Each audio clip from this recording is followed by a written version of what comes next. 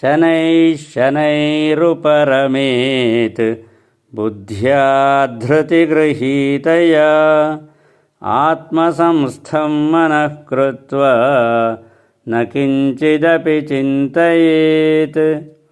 यतो यतो निश्चरति मनश्चञ्चलमस्थिरं ततस्ततो नियम्यैतत् आत्मन्येव वशं नयेत्।